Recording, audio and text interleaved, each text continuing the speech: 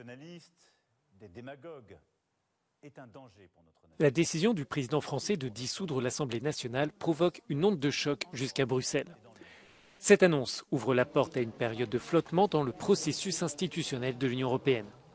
D'une part, Emmanuel Macron sort affaibli de la défaite de son parti aux élections européennes. D'autre part, il pourrait se présenter le mois prochain devant ses partenaires en situation de cohabitation si l'extrême droite l'emporte lors des élections législatives anticipées, avec pour conséquence un affaiblissement de la voix française. On se souvient du discours de la Sorbonne au mois d'avril où il était très ambitieux, il appelait à des actions ambitieuses pour l'Union européenne. Il sera peut-être moins en position d'imposer cet agenda-là à ses partenaires européens, donc moins en position de pointer la direction à suivre pour l'Union européenne. Et puis son jeu, ou en tout cas sa position dans la désignation de la présidence de la Commission, la présidence du Conseil européen.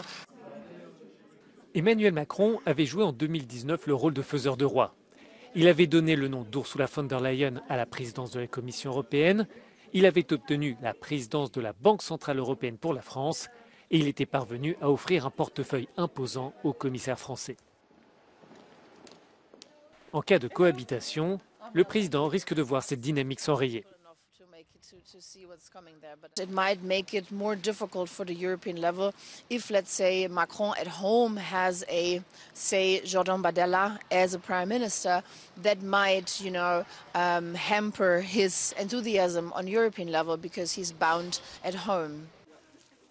Les négociations débuteront la semaine prochaine pour répartir les différents postes majeurs de l'Union, à savoir la présidence de la Commission européenne et du Conseil européen. Le poids économique et démographique de la France et de l'Allemagne rendent les deux capitales incontournables, mais le contexte politique n'est pas favorable aux deux dirigeants.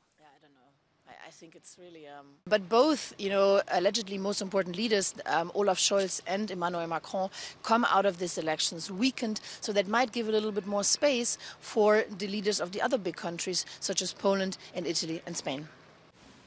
Les élections législatives françaises auront lieu le 30 juin et le 7 juillet. À voter, merci.